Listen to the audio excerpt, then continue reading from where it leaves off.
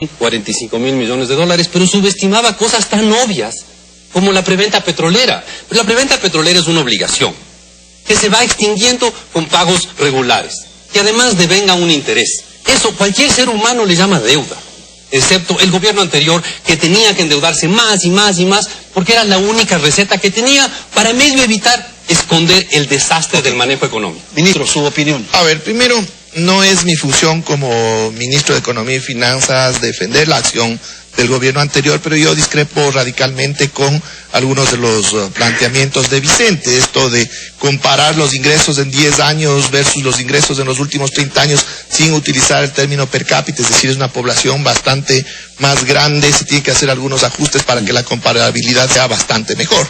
Asimismo, esos ingresos tendrían que evaluarse con los costos de producción del barril del petróleo, que no son los mismos de los últimos 10 años que hace 30. Es decir, podemos ir desmenuzando punto por punto muchas de estas apreciaciones, pero como digo, no es mi trabajo hacer esa evaluación. Pero en relación a la deuda, si bien es cierto que históricamente se ha manejado lo que se llama la deuda agregada, es decir, incluyendo la deuda entre las instituciones del propio Estado, también se ha manejado la otra deuda en los reportes que se hace periódicamente a los organismos internacionales que manejan las estadísticas agregadas de los países a efectos de comparabilidad internacional sobre la base de los propios manuales estadísticos de estos organismos. Es decir, se tienen las dos estadísticas que sirven para hacer análisis diferentes y tienen también propósitos diferentes. Pero finalmente todo es deuda, pues, ministro. Todos son obligaciones, efectivamente, pero tienen diferentes plazos, diferentes condiciones de pago.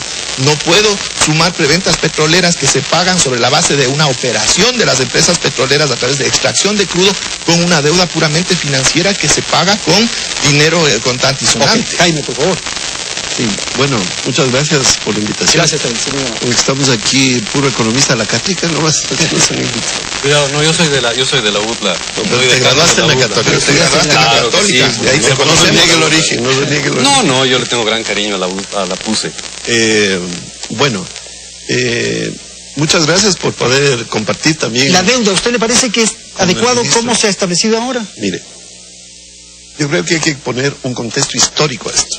Efectivamente, no es lo mismo el precio del petróleo en los años 70 que en los años 80 que actualmente. No es lo mismo.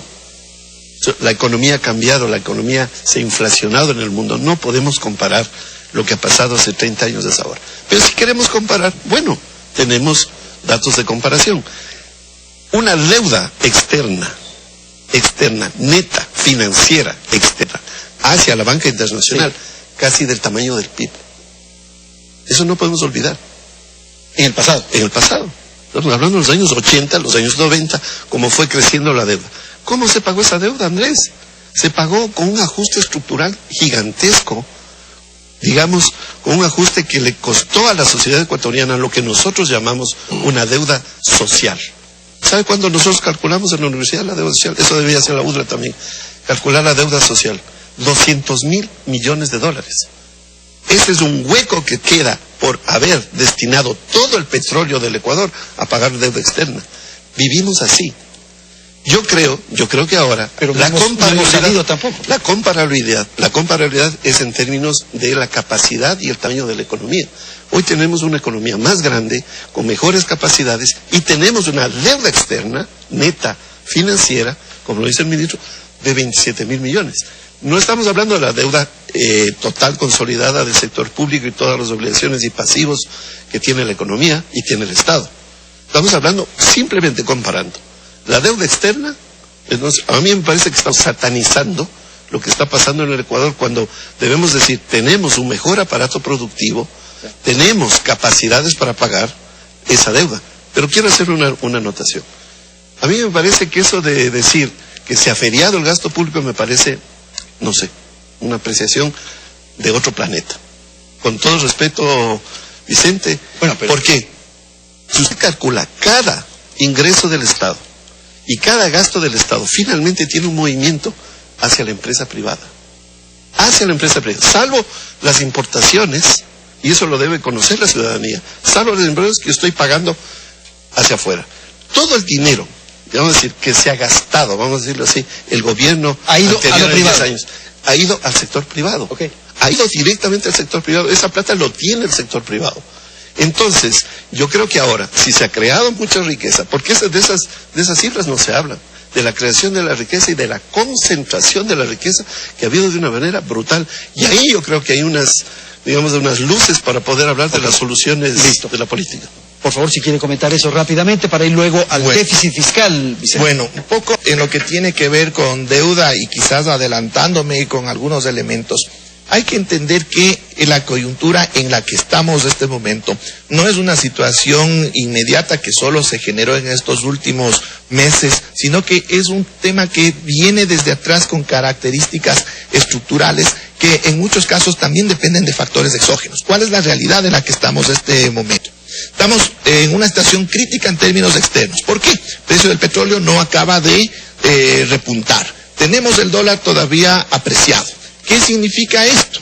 Que el Ecuador está recibiendo... un estado obeso, como se dice. A ver, ya vamos luego a lo del estado, a ver si es obeso o no. ¿Qué es lo que ha resultado en estos últimos años? Que de cada $3 que recibíamos por importaciones, estamos recibiendo $1 menos. Es decir, ahora estamos recibiendo 10.000 millones de dólares menos que lo que recibíamos hasta el año 2014.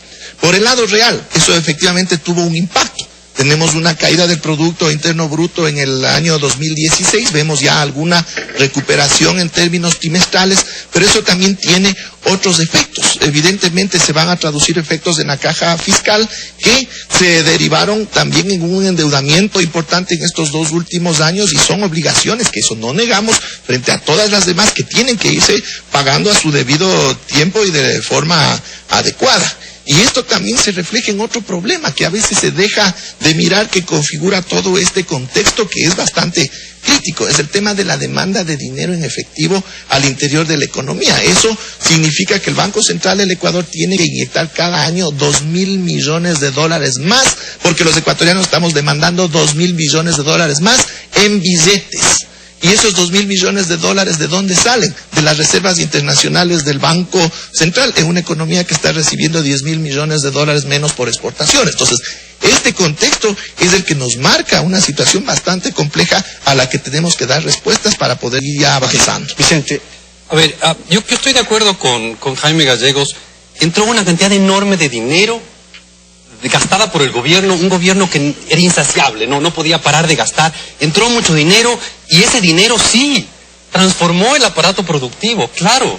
Ahora tenemos una matriz productiva distinta, nos volvimos un país de consumidores. Ese es el gran problema. Todo el dinero que entró ahí, en un país en el cual no se estaba incentivando la producción, se fue a importar. Nos volvimos un país en el cual crecieron los centros comerciales. El cambio de la matriz productiva del gobierno de Rafael Correa fue la proliferación de centros comerciales, de restaurantes de lujo y de carreteras que solo se llenan en época de vacaciones. Porque ese fue la destrucción del aparato productivo. Ya no producimos, antes sí producíamos, ahora somos un país totalmente dedicado a consumir porque destruyeron el aparato productivo. Y eso hay que ser, solamente Jaime Gallegos es la única persona que puede argumentarnos y decirnos que hay que poner en contexto histórico. Un dato tan obvio como que cuando empezó Correa, el gobierno tenía 13.000 millones de dólares de deuda pública. Cuando terminó tenía 41.000 oficiales y 55.000 bien calculados. ¿Eso qué te parece, Jaime? Hay que compararlo con el PIB, y el PIB per cápita y la deuda per cápita. Pero hay que saber quién debe y para qué debemos.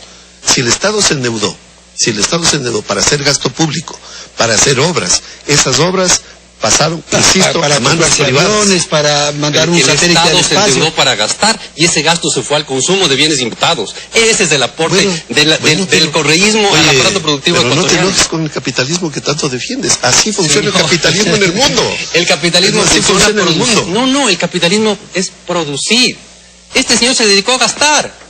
Y a gastar, y que la gente gaste, y a matar todo lo que se llama ahorro. Mira, el capitalismo funciona por inversión, y este señor se olvidó que hay que invertir, creyó que todo era cuestión de sacar plata del petróleo que subía de precio. Eso no es capitalismo. Yo no estoy aquí para defender a Rafael Correa. Y pero lo has defendido durante 10 años, pues. Además el debate no es con ustedes, sino con el ministro. Eso te iba a decir. Y el señor ministro... Lo que tenemos que aclarar son las cifras. y saber. El señor ministro tiene que pelearse con las cifras. Saber que Bueno, exactamente pero yo quiero podemos saber si ganar es que este medidas. mensaje del viernes del presidente Moreno transparentó las Veamos cifras. cómo Porque calcula. yo sigo entendiendo que hay Veamos- una confusión respecto a Veamos eso. cómo calcula el Fondo Monetario la deuda externa, la deuda pública del Ecuador. Esa es la tesis del Hay dos de Rafael datos. Correa, de cómo hay que hacer. Hay dos datos que publica el Fondo Monetario de la deuda pública ecuatoriana. Y es cuestión de meterse a la página web del Fondo Monetario Y ver. ahí está. Y están dos. Uno, lo que diríamos la forma clásica, la que llega a los 41.800 millones de dólares, y tiene una más alta, porque el Fondo Monetario y la definición del Fondo Monetario incluye la preventa petrolera. Entonces, el Fondo Monetario tiene el cálculo más bajo, que dice datos oficiales del Ecuador, y abajo tiene deuda pública real, que es más alta porque incluye la preventa petrolera. Ok, ministro. Bueno, hay varias estadísticas que se manejan dentro de los mismos organismos y como yo decía, se establecen diferentes metodologías en términos de los análisis que se tienen que hacer. Es decir, la deuda consolidada es la deuda frente a terceros que tiene una validez estadística y una utilización. Pero aquí viene un tema que yo creo que es tremendamente importante. Si no podemos desconocer la situación compleja en la que estamos ahora, pero el asunto es ahora ver hacia adelante. ¿Qué es lo que vamos a hacer ahora en función de poder ir corrigiendo esta situación? Dejémoslo ahí, ministro, porque esa es la segunda parte del programa. Vamos a ir a una pausa, volvemos un instante y es los desafíos. ¿Qué vamos a hacer en el futuro? En un instante retornamos.